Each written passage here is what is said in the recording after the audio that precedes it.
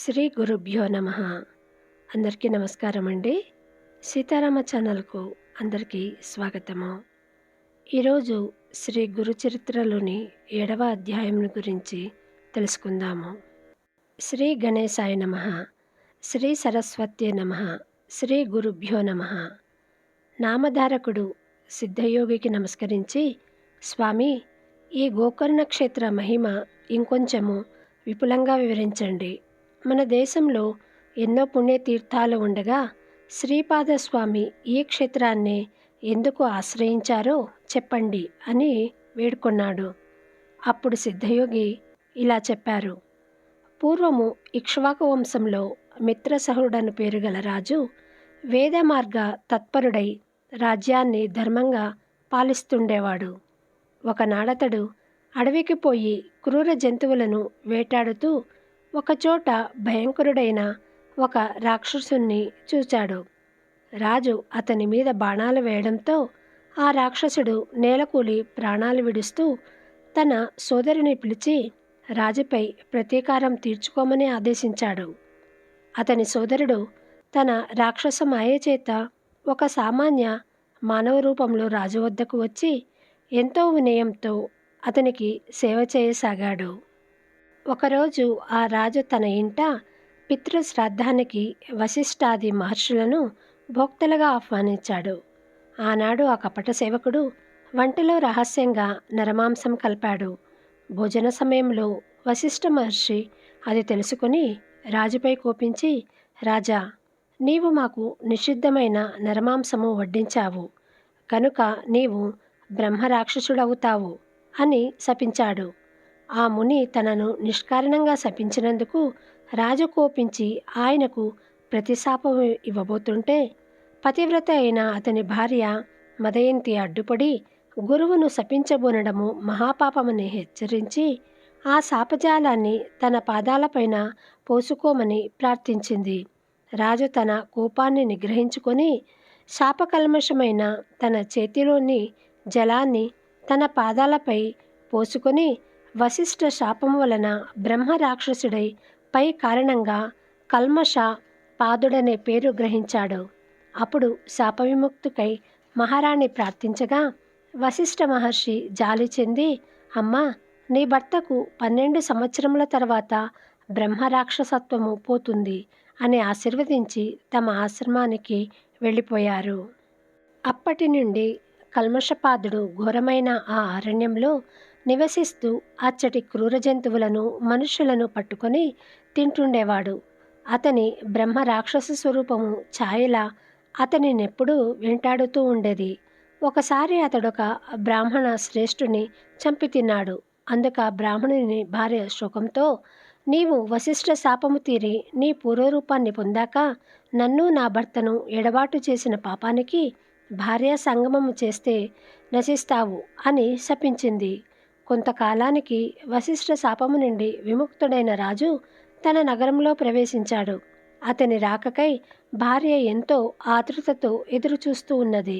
ఆమెను చూస్తూనే రాజు కన్నీటితో తనకు క్రొత్తగా సంక్రమించిన బ్రాహ్మణ పత్ని శాపము గురించి చెప్పాడు. భార్యాభర్తలిద్దరూ ఖిన్నులై ఆ శాప విముక్తికై తీర్థయాత్రలు చేశారు. మార్గమధ్యంలో వారు గౌతమ మహర్షిని దర్శించి తమ విషాదగాథ విన్నవించుకొన్నారు.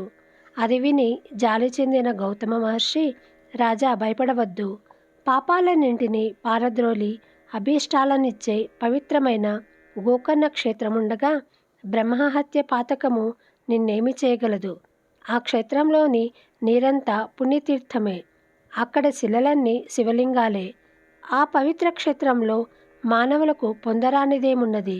ఆ క్షేత్ర మహాత్యాన్ని తెలిపే విషయం ఒక్కటి నేనక్కడ చూచినది చెబుతాను. ఆ క్షేత్రంలో మరణించిన ఒక చండాల స్త్రీని కైలాసానికి తీసుకుపోవడానికై శివకింకరులు వచ్చారు. వారిని అడగ్గా వారిలా చెప్పారు. పూర్వము ఈమె సౌదామిని అను అందమైన ఒక బ్రాహ్మణ కన్య. ఆమెకు యుక్త వయసు దాటిన తర్వాత ఆలస్యంగా ఒక పేద బ్రాహ్మణునితో ఇష్టం లేని వివాహము బలవంతంగా చేశారు. కొద్ది కాలానికే ఆమెకు పిల్లలు కలగకముందే ఆ బ్రాహ్మణుడు మరణించాడు.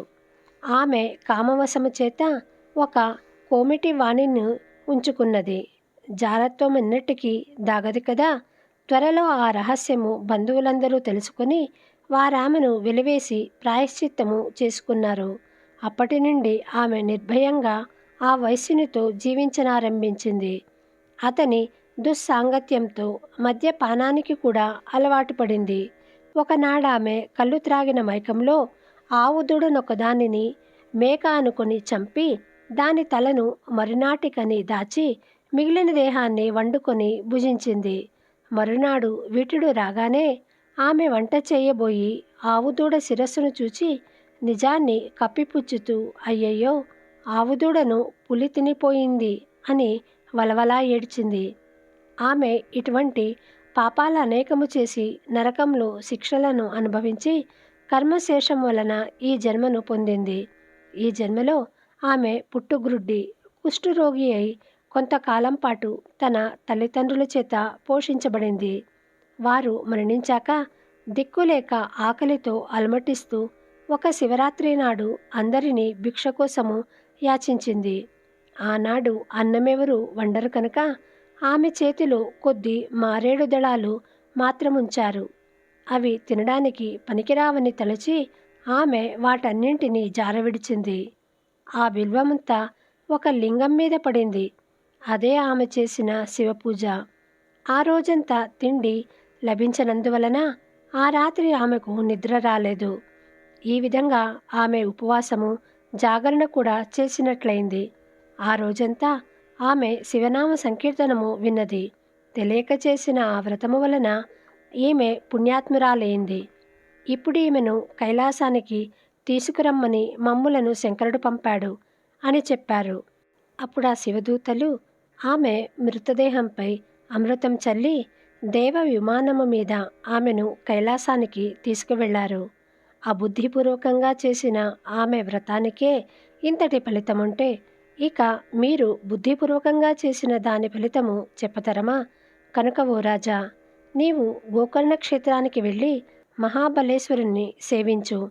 బ్రాహ్మణి శాపము నుండి విముక్తుడవుతావు అని గౌతమ మహర్షి ఆ క్షేత్ర మహాత్యాన్ని ఇంకా ఇలా వివరించారు. గోకర్ణమంతటి పవిత్ర క్షేత్రము ఇంకొకటి లేదు. మిగిలిన క్షేత్రాలన్నీ చంద్రుడు నక్షత్రాల వంటివనుకుంటే గోకర్ణము పాపమనే కారు చీకట్లను నశింపచేసే సూర్యుని వంటిది. ఆ క్షేత్ర దర్శనము స్మరణము వలన కూడా సర్వపాపాలు నశిస్తాయి. అక్కడ ఇంద్రాది దేవతలందరూ తపస్సు చేసి శివానుగ్రహము వలన తమ అభీష్టాలు పొందారు. అక్కడ మహాబలేశ్వరునికి బ్రహ్మ, విష్ణువు, ఇంద్రుడు, విశ్వదేవతలు, మరుద్గణాలు, సూర్యచంద్రులు, అష్టవసువులు తూర్పు ద్వారంలోను, యమధర్మరాజు, చిత్రగుప్తుడు, అగ్నిదేవుడు, ఏకాదశ రుద్రులు, పితృదేవతలు దక్షిణ ద్వారంలోను, వరుణుడు మొదలైన దేవతలు పడమటి ద్వారములోను, కుబేరుడు, భద్రకాళి, వాయుదేవుడు, సప్త మాతృకలు ఉత్తర ద్వారములోను, విశ్వావసువు, చిత్రరథుడు మొదలగున గంధర్వులు నిత్యము నిలిచి ఆయనను ఉపాసిస్తుంటారు.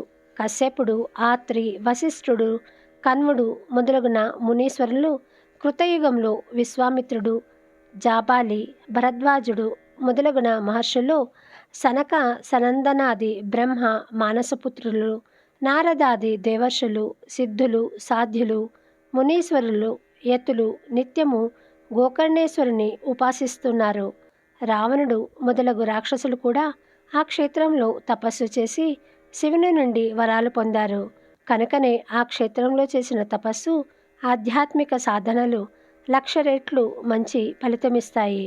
అప్పుడు ఆ రాజు భార్య సమేతంగా గోకర్ణం వెళ్ళి మహాబలేశ్వరుని సేవించి శాప విముక్తుడయ్యాడు. కనుక ఓ నామధారవక, ఎందరో సజ్జనులకు ఆశ్రయమైన గోకర్ణ క్షేత్రము వారి తపస్సు చేత ఇదివరకే పరమ పవిత్రమైంది. అందుకే గణపతి అక్కడ శివుని లింగాన్ని స్థాపించడం కూడా జరిగింది. అందుకే సాధు జీవనుడైన శ్రీపాదస్వామి కూడా ఆ క్షేత్రాన్ని దర్శించి అక్కడ 3 సంవత్సరాలుండి ఆ క్షేత్ర మహత్యాన్ని పునరుద్ధరించారు. తర్వాత ఆయన కృష్ణతీరములోని కురుపురానికి వెళ్ళి అక్కడ తమ స్థూల రూపాన్ని మరుగుపరిచారు. శ్రీ దత్తాత్రేయ గురువే నమః. శ్రీపాద శ్రీవల్లభాయ నమః. శ్రీ నృసింహ సరస్వత్యై నమః. 7వ అధ్యాయము సంపూర్ణము.